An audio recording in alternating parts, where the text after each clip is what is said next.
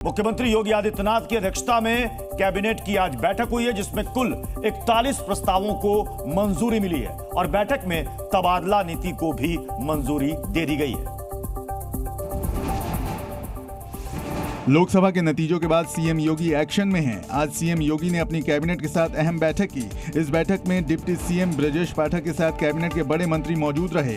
इस बैठक में योगी आदित्यनाथ ने कई अहम प्रस्तावों पर चर्चा की।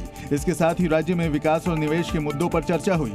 सूत्रों के मुताबिक इस बैठक में 41 से ज्यादा प्रस्ताव पास किए गए, जिसमें औद्योगिक विकास, IT, नगर विकास, गृह, लोक निर्माण, कृषि, चिकित्सा, शिक्षा विभाग शामिल है। लोकसभा चुनाव की वजह से प्रदेश में पिछले करीब 2 महीने से आचार संहिता लगी थी, जिसकी वजह से ये प्रस्ताव और योजनाएं रुकी हुई थी।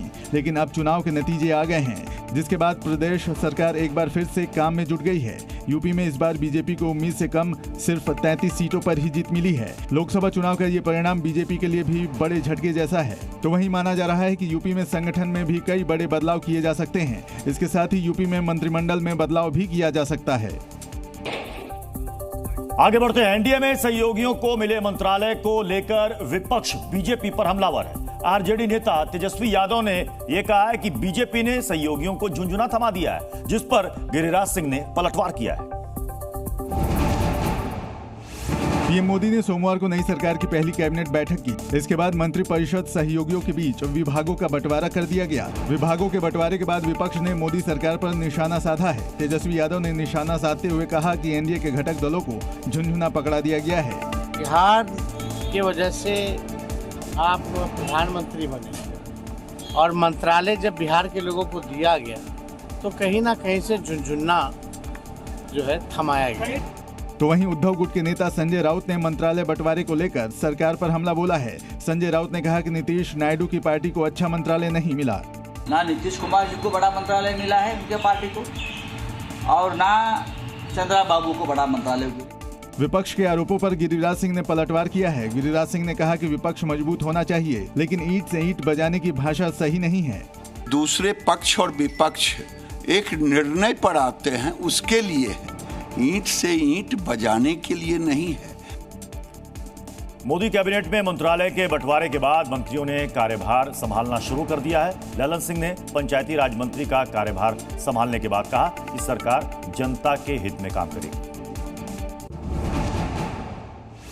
मोदी कैबिनेट में विभागों के बंटवारे के बाद से मंत्रियों के कार्यभार संभालने का सिलसिला जारी है। गृह मंत्रालय का कार्यभार संभालने से पहले Amit Shah national police memorial पहुंचे। यहां उन्होंने शहीद पुलिसकर्मियों को श्रद्धांजलि दी। इसके बाद अमित शाह ने गृह मंत्रालय का कार्यभार संभाला।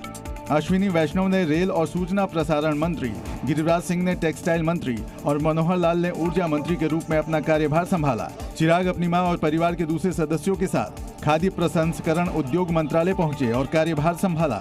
जेडीयू के ललन सिंह ने पंचायती राज मंत्रालय का कार्यभार संभाला और तेजस्वी के बयान पर पलटवार करते हुए कहा कि जो काम मिला है उसे पूरा करना है, इसमें नेगेटिविटी नहीं देखनी चाहिए। हमारा एजेंडा पूरे 5 साल का है, हम उनको 3 साल में पूरा कर लेंगे।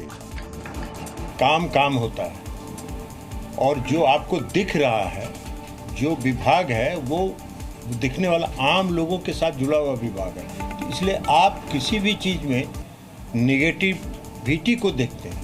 निगेटिविटी को नहीं देखना चाहिए, पॉजिटिविटी को देखना चाहिए। जी न्यूज़।